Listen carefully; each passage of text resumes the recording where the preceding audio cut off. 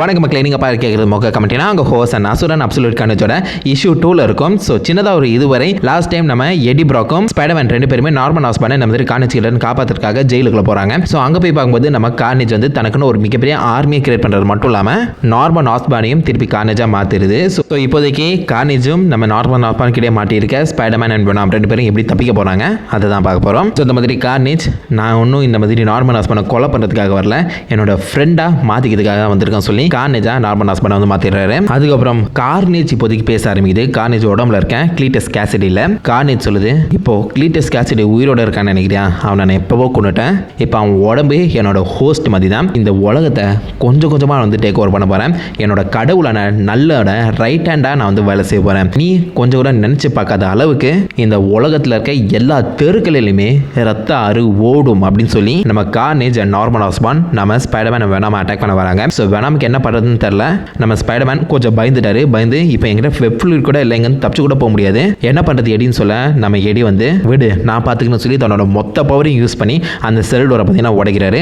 உடைச்சிக்கிட்டு கீழே பார்த்தா மிகப்பெரிய ட்ராப் இருக்குது. ஏன்னா இவங்க வந்து ரொம்ப ஹைட்டான ஒரு ஃப்ளோரில் இருந்திருக்காங்க. நம்ம நார்மன் ஆஸ்பானை நோக்கி ஓடுறாரு. அவனை நான் சும்மாலாம் விட்டுட்டு வர முடியாது, அவன் உடம்புல இருக்க கோடிக்ஸ் வந்து தேவைப்படுதுன்னு சொல்லி ஓட நம்ம வேணாம் இப்போ அதுக்கெல்லாம் டைம் போயிடுச்சிங்கன்னு தப்பிச்சாகணும்னு சொல்லி நம்ம ஸ்பைடர்மேனை போட்டு இழுத்து கீழே குதிக்க ட்ரை பண்ணுறாரு. இப்போ வெப் ஃப்ளூயிட் எதுவுமே இல்லை, அந்த இடத்துல வந்து தொங்கிட்டு இருக்கோம். ஸ்பைடர்மேன் எடி விட்டுறாத, கீழே வந்து கை கால்லாம் உடைஞ்சிரும், என்ன பண்ணுறது அப்படின்னு சொல்லி கேட்க வேணாம் வந்து பயப்படாத நான் பார்த்துக்கிறேன்னு சொல்லி ஜம்ப் பண்ணி பறக்க ஆரம்பிக்கிறாரு. ஸோ நிறைய புது வெனாம் ஃபேன்ஸுக்கு இது கொஞ்சம் டவுட்டாக இருக்கலாம். ஸோ வெனாமால பறக்க முடியுமான்னு சொல்லி நம்ம டானி கேட்சோட ப்ரீவியஸ் ரன்ல ஆக்சுவலாக வெனாமும் கிரெண்டல் டிராகனும் பார்த்தீங்கன்னா கொஞ்சம் கட்டங்கள் ஒன்றா இந்த மாதிரி இணைஞ்சிருந்தாங்க. ஸோ அப்போ அந்த கிரெண்டலோட சில பல எபிலிட்டிஸ் நம்ம வெனாம் சிம்பியாட்டுக்கும் வந்து கிடைச்சிருக்கு. ஸோ இப்போதைக்கு வெனாமால பறக்க முடியும். ஸோ இந்த மாதிரி பறந்து அந்த இடத்துல வந்து பார்த்தீங்கன்னா எஸ்கேப் ஆயிடுறாங்க. ஸோ நம்ம கார்னேஜும் நார்மன் ஆஸ்பானோட கார்னேஜும் ஒன்றா நின்று அதை வந்து பார்த்துட்டு இருக்காங்க. நார்மன் ஆஸ்பானுக்கு ஒரே குழப்பம் ஆயிடுச்சு.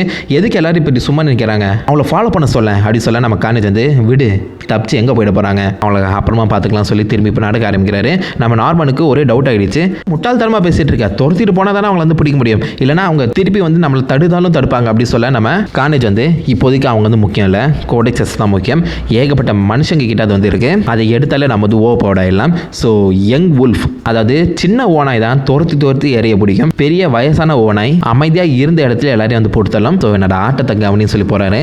இந்த பக்கம் நம்ம நார்மல் ஆஸ்பான் இவனா லூசு தரமாக பேசிட்டு இருக்கான், எதிரியை தடுக்காம என்னென்னமோ உளறிட்டு இருக்கான்னு சொல்லி பார்த்தீங்கன்னா மிக பெருசாக கன்ஃபியூஸ் ஆயிடுறாரு. ஸோ அந்த பக்கம் தப்பிச்சு போனால் நம்ம வெனாமும் ஸ்பைடர்மேனும் ஒரு இடமா ஓரமாக போய் வந்து படுத்துடுறாங்க. ஸோ நம்ம ஸ்பைடர்மேனுக்கு என்ன நடக்குதுன்னு புரியல. வெனாம் நம்ம யார் கூட சண்டை போட்டுட்டு இருக்கோம், இங்கே என்னதான் நடக்குது உனக்கு தெரியுமான்னு சொல்லி கேட்க நம்ம வெனாம் வந்து சத்தியமாக எனக்கும் ஒன்றுமே புரியல, நினைக்கிறதுக்கு மாற என்னென்னமோ நடந்துட்டு இருக்குன்னு சொல்லி அந்த கொற்ற மழையில் நம்ம வேணாமும் ஸ்பைடர்மேனும் பேசிட்டு இருக்காங்க. ஸோ ஸ்பைடர்மேன் சரி என்ன நடக்குதோ பரவாயில்ல, பட் நம்மளால சண்டை போட முடியலன்னா நிறைய அப்பாவி மக்கள் வந்து சாகுவாங்க.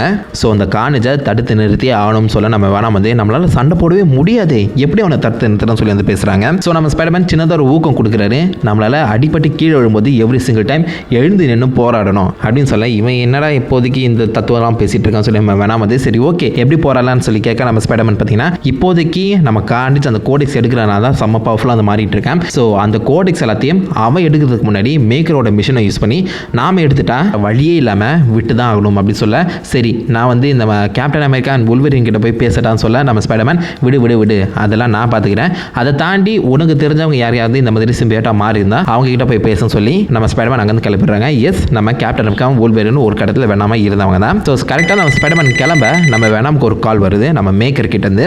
ஸோ மேக்கர் வந்து கால் பண்ணி சொல்கிறாரு அந்த மிஷன் ஆல்மோஸ்ட் ரெடி ஆயிடுச்சு, எப்போ வரீங்க சொல்லி கேட்க நம்ம வேணாம் வந்து வெல் இப்போ தான் ஆட்களை சேர்த்துட்டு இருக்கோம், அந்த FBI அக்கௌண்ட் ஹேக் பண்ணி பார்த்தியா அப்படின்னு சொல்லி கேட்க நம்ம மேக்கர் வந்து பார்த்தீங்கன்னா பார்த்தேன், அதில் அந்த நெஸ்ட் அதாவது ப்ரீவியஸ் இஷ்யூவில் நம்ம கார்னேஜ் எல்லா சிம்பியாட்ஸாக மாறினவங்க எல்லாரையும் ஒன்றா சேர்த்து ஒரு நெஸ்ட் ஒரு கூடு மாதிரி கட்டியிருந்துச்சு பார்த்தீங்களா, அந்த கூட்டில் நம்ம வெனாமோட லவ்வர் ஒய்ஃபான ஆனியோட உடம்பு மட்டும் இல்லை. ஸோ ஆனி யாருன்னு கேட்டிங்கன்னா ப்ரீவியஸ் படத்துலேயே நீங்கள் வந்து பார்த்துருப்பீங்க ஷீவனமாக மாறி இருப்பாங்க, அவங்க உடம்புலையும் சிம்பியாட் இருக்கு.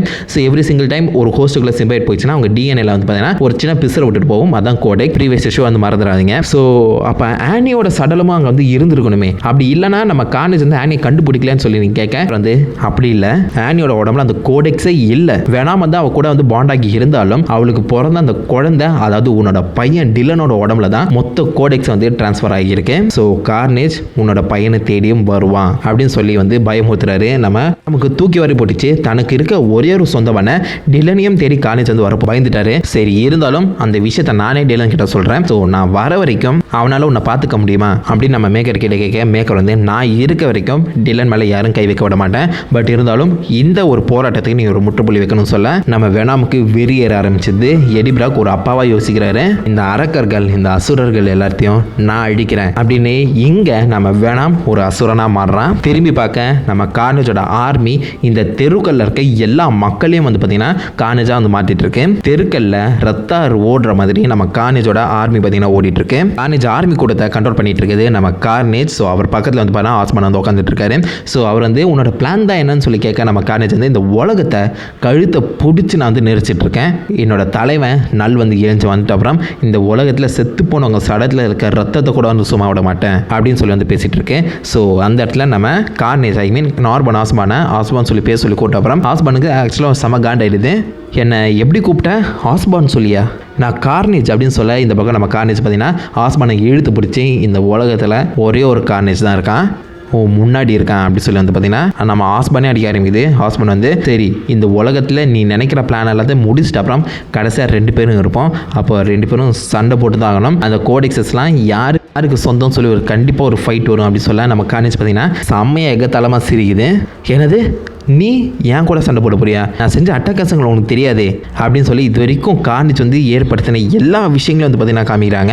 நம்ம டெட்பூல் வந்து அடித்தது, அவரோட ஸ்க்ரீம் அகனியை சொல்லி எல்லாரையும் போட்டு பொழந்தது, அவெஞ்சர்ஸ் கூட சண்டை போட்டது, நல்லோட ஆர்மியை கிரியேட் பண்ணதுன்னு சொல்லி எல்லா அட்டூழியங்களையும் வந்து பார்த்தீங்கன்னா லைட்டாக ஒரு சின்ன இஷ்யூவில் வந்து காமிக்கிறாங்க. இதெல்லாமே முன்னாடி ஆல்ரெடி நான் சொன்ன மாதிரி அந்த வெனாம் ஈவெண்ட்டில் பார்த்தீங்கன்னா நடந்திருக்கு. இதெல்லாம் சும்மா ட்ரெய்லர் தாம்மா. நான் முன்னாடியே சொன்ன மாதிரி இந்த உலகத்தை கழுத்தை பிடிச்சி நெரிச்சிட்டு இருக்கேன்னு சொன்ன பார்த்தீங்களா? டைம் கிடைக்கும் போது ஒரே அமுக்கு தான் இந்த உலகம் ரத்த வெள்ளத்தில் மறக்கும் அப்படின்னு சொல்ல அந்த பக்கம் நம்ம மைல்ஸ் மொரால்ஸும் ஸ்கார்பியன் இவங்க 2 பேருமே கார்னேஜோட ஆர்மி எடுத்து வந்து சண்டை போட்டுட்டு இருக்காங்க.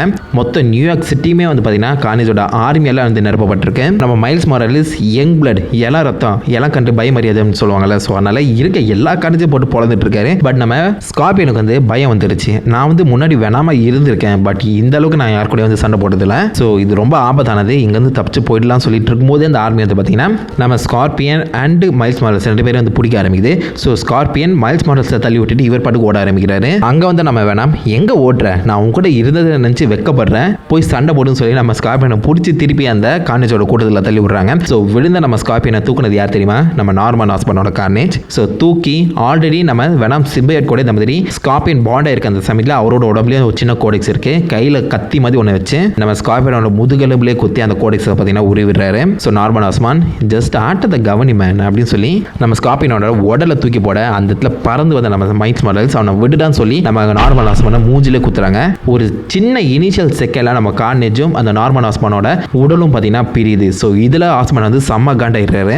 அந்த பக்கம் நம்ம ஸ்கார்பியனோட உடம்பு தூக்கி போட்ட அப்புறம் அவரால் நடக்கவும் முடியல. நம்ம வேணாம் அந்த ஸ்கார்பியனை தூக்கி அங்கேருந்து தப்பிச்சு ட்ரை பண்ணும்போது இந்த பக்கம் நம்ம மைல்ஸ் மாரல்ஸ் கத்துற சத்தம் வந்து கேட்குது. யாராவது என்னை காப்பாத்துங்க, எடி என்னை விட்டுட்டு போயிடாத அப்படின்னு சொல்லி நம்ம மைல்ஸ் வந்து கத்த பின்னாடி நம்ம ஆஸ்பான் கொஞ்சமாக மைல்ஸோட உடம்புல அந்த கார்னேஜ் வந்து செலுத்துது. ஸ்கார்பியன் அந்த சின்ன பையனை விட்டுறாத, அவனை காப்பாத்து, அவனை விட்டு கொடுத்துடாதன்னு சொல்லி வந்து பார்த்தீங்கன்னா பேசிட்டு போதே நம்ம வேணாம வந்து என்ன பண்றதுன்னு தெரியல. மைல்ஸ் கீழே விழுந்து போகாதீங்க, என்னை விட்டு போகாதீங்க, எடி என்னை காப்பாத்து அப்படின்னு சொல்லி பேச அவர் உடம்புல முக்காவாசி இந்த மாதிரி கார்னேஜ் பார்த்தீங்கன்னா முழுமையா கவர் பண்ணிட்டு வந்துட்டு எங்க போறது ஒரு அசட்டு சிரிப்பு சிரிச்சுக்கிட்டேன். இனிமே தான் என்னோட ஆட்டமே ஆரம்பிக்க போகுது அப்படின்னு சொல்லி வந்து பார்த்தீங்கன்னா பேசிட்டு இருக்கேன். இந்த செகண்ட் இஷ்யூ முடியுது.